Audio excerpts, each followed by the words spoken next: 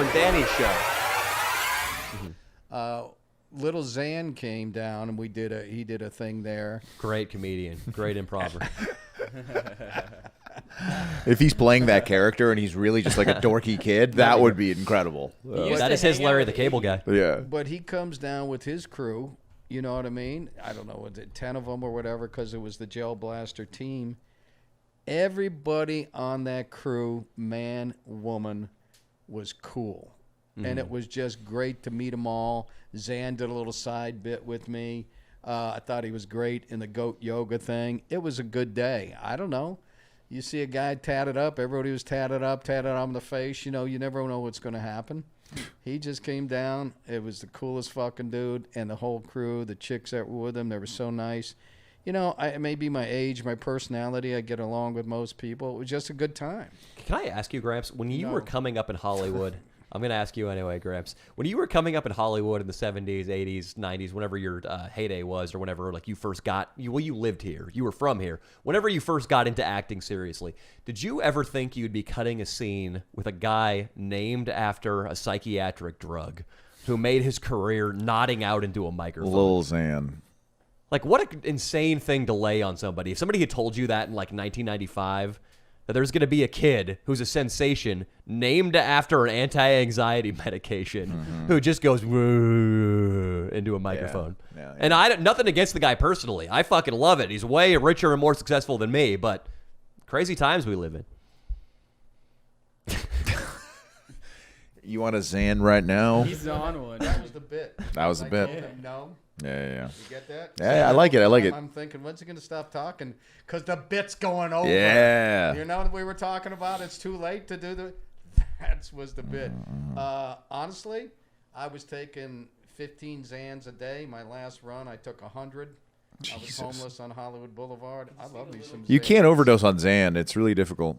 What's But up? I've been taking so many of them. Just, Yeah. Wait. Speak a little closer to the microphone. Oh, Jesus. And I don't know if you're still fucking doing a Christ. bit, Gramps. The guy cut his hair, and now I got to talk into the fucking mic. I believe he did 100 Xans. No, that was my last run before I gave up the drugs and alcohol. Give me a date on that. I was living on May 19th, 1987. Okay, a long time ago. They had Xanax back then. I thought it was They were brand new. They were the non-addictive Valium.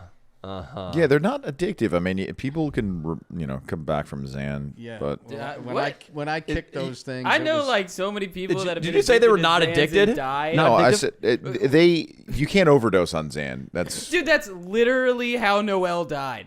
well, it was laced with no, dude. We don't know. First of all, we don't know. But the person that told us that he died, he told me it was laced. It was a fake Xanax pill laced with something like fentanyl.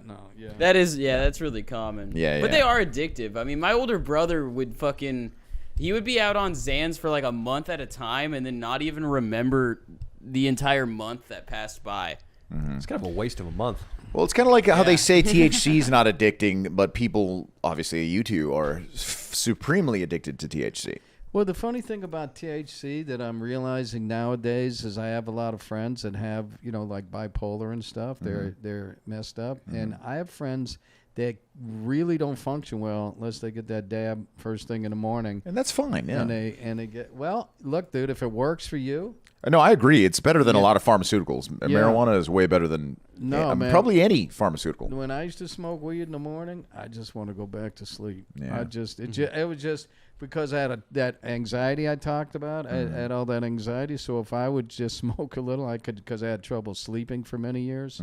And it was, hit that thing in the Pass morning. out. Just It's like acting, you got to work that muscle. Like maybe you can end up taking one of my classes on smoking weed. Maybe you'll end up. These guys are going to be in the front page of the Sun soon. Me tooing. I'm worried about them. I'm worried about what the THC's done to like you guys don't get hungry ever now. That's the thing. That's why you're both fucking skinny, man.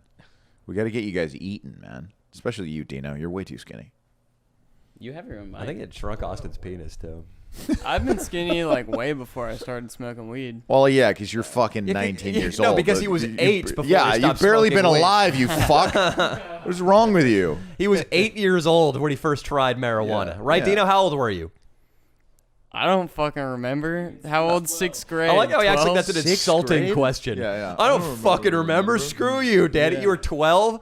How was you're an outlier, but my build when I was 12 looked like one of the corpses you see in those liberation Most photos. kids, yeah, a lot of kids are really skinny. I It was bad. giant. People called me the Holocaust. No. Well, it wasn't a very good high school, so they didn't have like the vocabulary to be like, oh, called the you the Auschwitz victim. They just called me the Holocaust. The That's Holocaust? honestly On a the dive better team. name. It's kind of funny. The Holocaust. But they weren't doing it knowingly. They just thought that's what you called somebody who like died in the Holocaust. Yeah, I was 6'1", 210 as a freshman in high school. I was 14. Damn.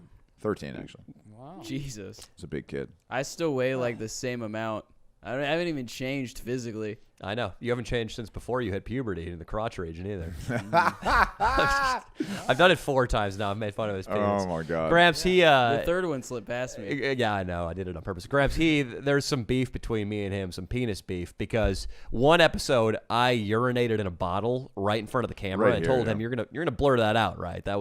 That's one of the beautiful things about what we do here and in YouTube videos. You can always cut out a line. Right. Yeah, you know how it is. When we're out doing improvised comedy, there are jokes that I will say that I will go, ooh, that was a little too mean. I want that one back. Right. And we can always cut it in post. If I have to pull out my penis and piss in a Snapple bottle, we can always cut it in post.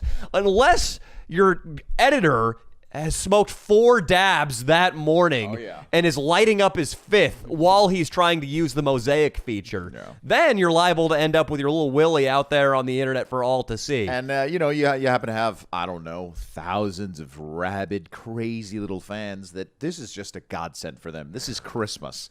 This is fucking, I don't know, the second coming of Christ. Danny Mullen's penis to be shared with everyone. So, Nice. unfortunately, it's out there. And then It's I okay. made It seems that's your life, though, sharing it with everyone. Yeah, you're right. You need my big dick. That's Yeah. right. Pictures, whatever the fuck I can. If I can send it out there, if I can put it out there, I will.